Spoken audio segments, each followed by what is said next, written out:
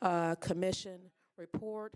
We have before us the Honorable former Councilwoman Miss Emily Evans. I want to thank committee members for being here and also the viewing audience for being here as well. And go ahead and turn it over to the Honorable Chair. Wonderful, fantastic, that took this project and really made it her own. Go ahead, Chair Evans. The floor is yours. Thank you, Madam Chair.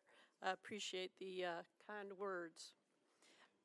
So I'd like to begin by just talking initially about the methodology that we undertook and a little bit of history on the commission and its actions. And then I'm going to move to some thematic observations of the commission, and then finally to some near-term recommendations we made to the mayor and the Metro Council. This will all be wrapped up in a nice report, which you'll get here shortly after, assuming there's no objections to what I present here. So to begin, the methodology that we undertook was a combination of field work, hearing from department heads who came to meetings to describe some of their work. We also had an online survey on the commission website so that the public could submit ideas. We took all of those things together and considered them in terms of what could be done in the near and intermediate future, and what are things that needed to be delayed. The observations that came. And here, by the way, is the charge of the Blue Ribbon Commission to look at inefficiencies, practices, transfer payments, and that was all part of the field work that we did. The themes that emerged in the course of the field work, hearing from the public, hearing from department heads, et cetera, was that Metro government has undertaken a pretty comprehensive data collection effort, both as a result of some of the work that Brian Kelsey here in the mayor's office, who served as an advisor to the commission, and also from the IT department. The data collection includes a survey, a household survey, as well as some other really unique and nifty things that tell you a lot about what the government is doing with taxpayer dollars, how it's allocating resources, and therefore could be used for more evidence-based decision-making and efficient distribution of resources. Routine budget practices, like the regular evaluation of cost recovery, things like performance budgeting, allocation of general costs, internal costs across department heads, should be reviewed and considered. I note that one department head, for example, recently raised fees, actually in 2016, but they did it based on a 2007 report on cost recovery, which is already outdated when they were imposed. The labor market is a bit of a concern for some department heads, particularly planning highlighted this, and that labor market constraints are probably going to call for a multi-year approach to retention and hiring. That is something that we really haven't faced recently. The average age of government employees has gotten quite high in the last few years. More investment in technology and automation can improve efficiency of operations. One of the suggestions from the courts, for example, was automated software for redacting affidavits. They rely on individuals to do that right now, FTEs, and of course software systems can be very effective, cost less FTEs, and also lead to fewer mistakes. Tax resources, there are a lot of tax resources allocated to tourism, both through the collection of countywide hotel occupancy taxes, rental car taxes, but also in the TDZ, which I know has been discussed in great detail. Deferred capital expenditures, that actually presents a real cost to the taxpayers when capital expenditures are deferred beyond a certain point, and that cost should somehow be evaluated within each budget year. What does it cost to put this off, and what does it cost to do it today? Or as Scott Potter always says, you can pay for it now or you can pay for it later. Either way, you're going to pay for it. Certain fee collections and I call out tattoo parlors here, which I think had collected about $100 in fees last year. Certain fee collections are very low and may not actually cover the cost of collecting that fee, that permit fee, or that fine, and that is worth examining as well. So those are the major things that wove its way through a lot of the comments from the public, from the department heads, and from the budget submissions they put in at the request of finance. So the commission looked at, with very little time, about 4 months, the commission looked at all revenue. We looked at all revenue available to the city. We looked at all revenue available to the city over which the Metro Council and the mayor actually have control. And believe it or not, it's not a ton of line items. There's significant restraints by state law that prohibit the raising of certain revenue. Sales tax, we have a little bit of room in, but not much. The main source of revenue, property taxes, is the one over which we have the most control. But other sources of revenue are difficult to manipulate. So as part of these revenue enhancements, we identified applying targeted savings in the budget ordinance. Targeted savings or budgeted savings is something that's routinely done, but at least in the last few years has not been realized in the ordinance. Typically, a department head will spend between 97 to 98% of its budget and return the balance to the general fund. And therefore, if you realize that even 1% of that amount in the budget ordinance, you're able to reduce the amount of, you're able to balance the budget sometimes a little bit easier. Recover costs associated with services provided in the tourism zone. This is something that's happened last year and is going to continue to happen. And in our long-term, and you'll see this in the report, in our long-term suggestions, we actually recommend that the city undertake a comprehensive review of what it costs to support tourism in the tourist areas, and whether or not there should be a more formal and long-standing arrangement for those tax dollars that are collected, knowing full well that there are legal requirements, there are covenants on the bond issues, et cetera, that would have to be dealt with. Review the approach to payment of tourism promotion through the CVC. As I think everybody here knows, the Convention and Visitors Corporation, they collect about 2 pennies of the hotel occupancy tax, and it's been 2 cents since really that was enabled by state law. And even though there are certain economies of scale that come with promoting the city, that those haven't really shown up in terms of the revenue that we're spending. So that contract is up for renewal at the beginning of the next fiscal year. So it's an ideal time to undertake whether or not the mayor and the council want to consider a different approach, and looking at how that money is spent and what it's spent on would probably help you better understand what action, if any, should be taken.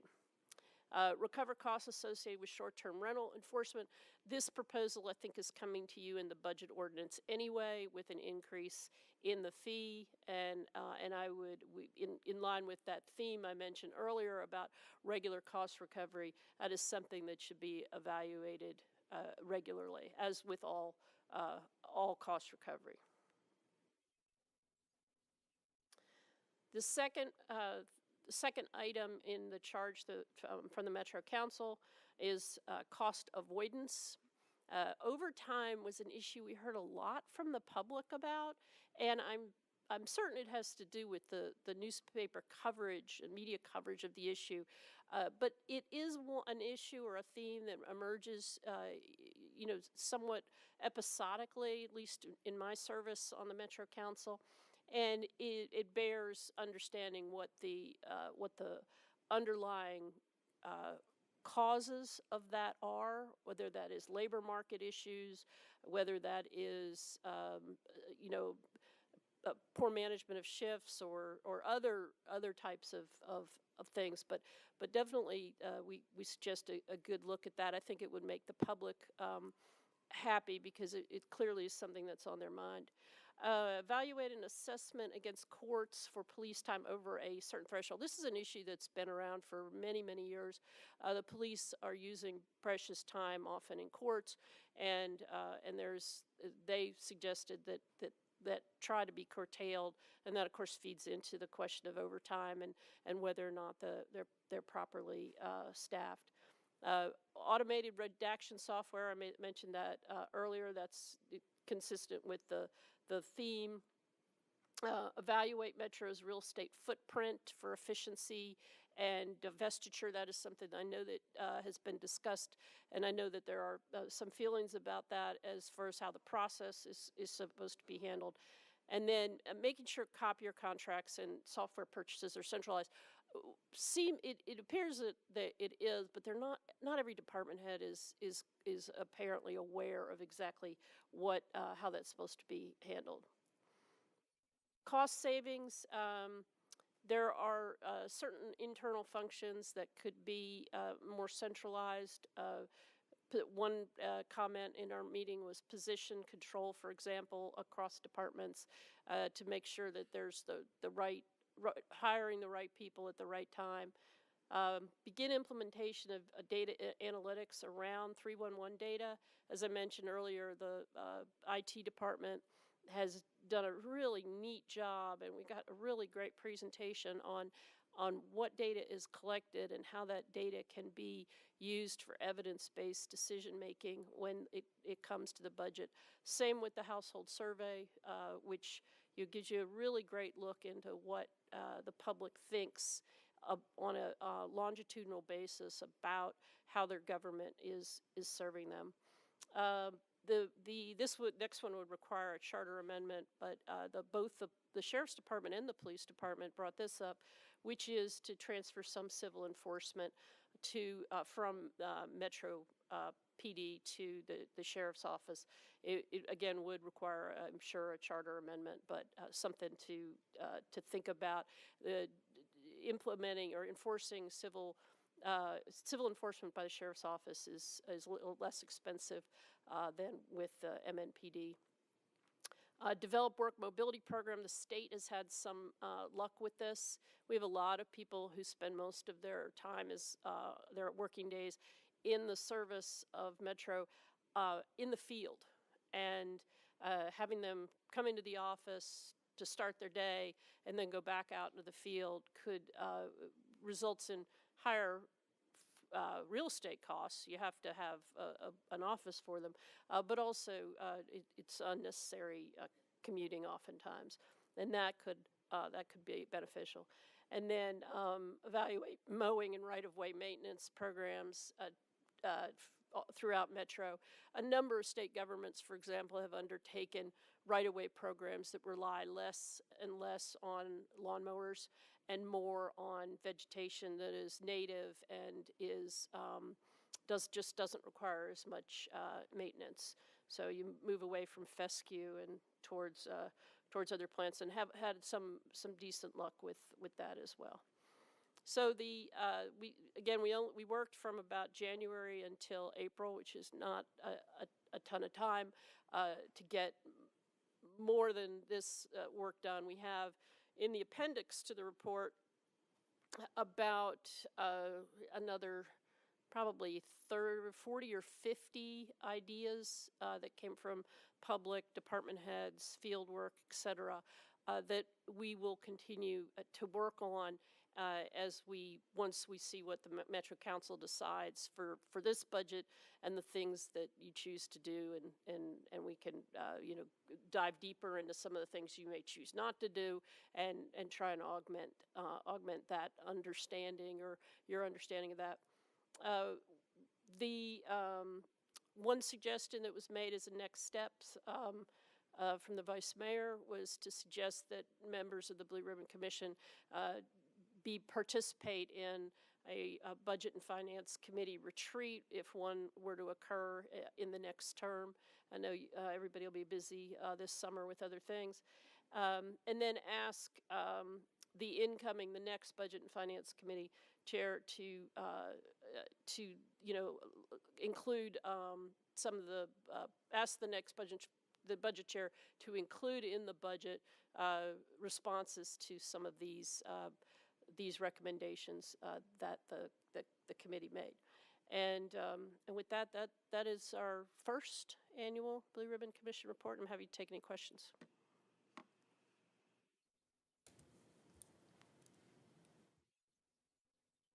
Councilwoman Allen. Thank you. This is a great presentation. I appreciate the specific suggestions. Do y'all, are y'all authorized for a 2-year period? Is there a succession plan, or how does this group continue? We're authorized for a 3-year period under the ordinance, unless you don't. I think the language is you can undo that in each budget ordinance if you want. Gotcha. But currently, you're good for 3 years. Default is 3. Okay, I think that continuity is good. Great. Thank you. Councilman Cooper. Thank you, Chair, and thank you, Chair Evans. Just a couple of quick questions. In the budget presentation on this coming fiscal year budget, there was a slide which cited Blue Ribbon Commission findings. If you would elaborate on what those might be sourced back to. Well, those would be sourced back to the report, which is forthcoming, and this presentation is a distillation of that report. Well, there were 2 very specific numbers, one for targeted savings in the budget ordinance, and the other was from MMPS down to a specific dollar. Right. And I was not aware of where that might have come from. You charged us with finding $20 million, and the number we talked about from which targeted savings could result was somewhere in the $8 to $10 million range was what we estimated was possible, which is just a pretty small fraction of the overall budget. So that's just the division of $20 million into 2 lumps? One into MMPS and one into general. Is that what you're referring to? I believe that's right. So that's simply an arbitrary allocation. The 2 numbers add up to $20 million? No, I assume that's a proration of 8 to 10. Is that? I think Talia will have to answer how she approached that.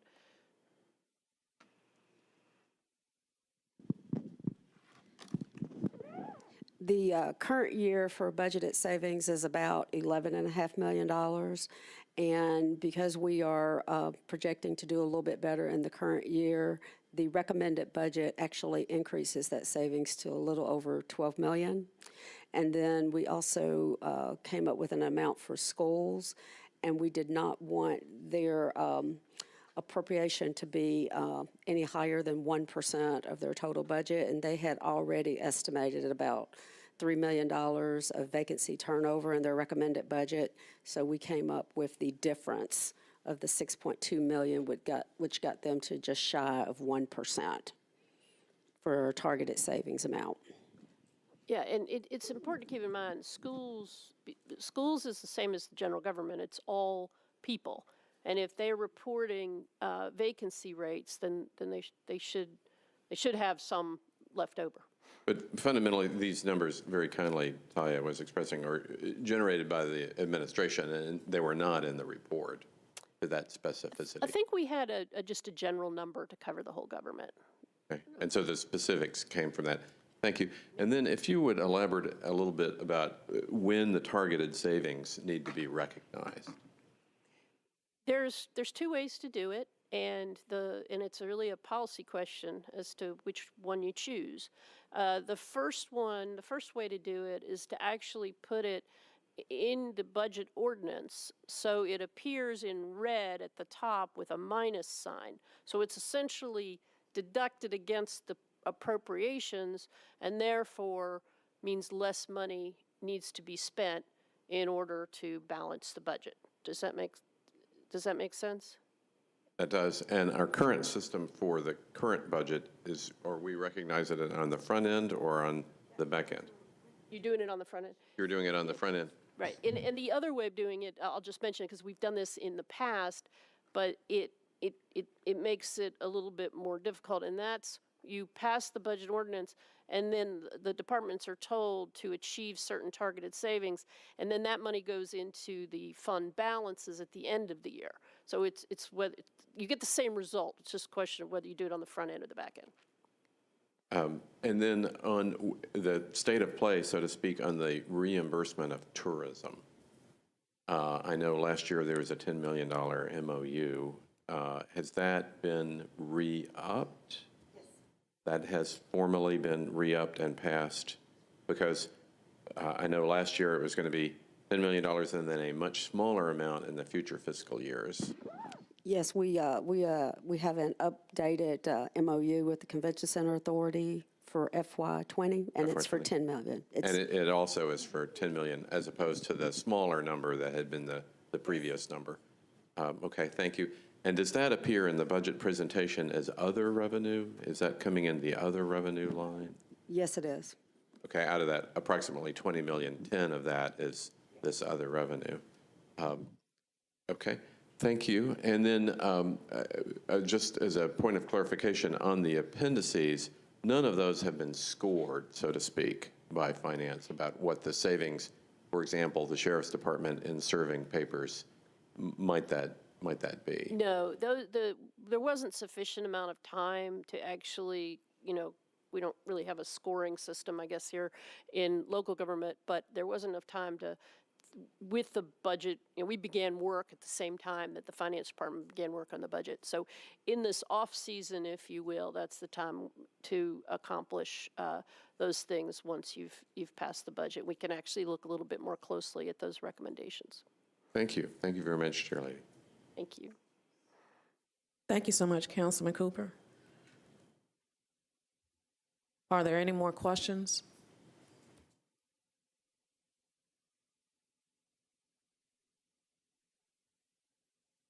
I see none, Chair. Would you want to wrap us up? You want to thank your committee? Yes, I would like to thank the Blue Ribbon Commission. It did a terrific job. We have DJ Woodson sitting here, over there. Brian Kelsey from the mayor's office. Stan Romine from finance. And I don't know if we have anybody else in the back of the room. Charlie Bryant, a stalwart member of the public, is here today. Also was at almost, I believe, every single meeting and provided the necessary perspective from the taxpayer. So, oh, and I'm sorry, I'm it's because you're sitting over there. Margaret Darby provided her able assistance from Metro Legal as well. Thank you, Chair. We have one in the queue now. Go ahead, Vice Chair Roden. Thank you, Madam Chair. I just wanted to, Emily, thank you and thank everybody for putting forth the effort on this Blue Ribbon Commission, because y'all didn't have to do this. It took a lot of time, and y'all put a lot of effort, and I look forward to reading the report.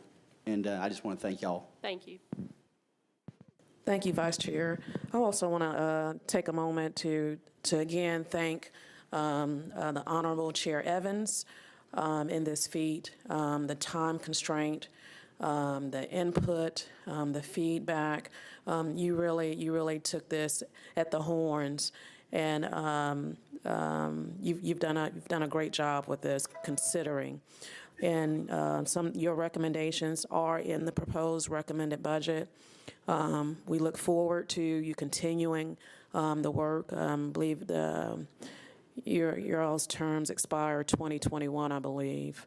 So we still have much work to do. As you're aware, we are in the midst of budget season. And I don't know if your committee members, would y'all have anything to say? But thank you so much, Chair. We are adjourned.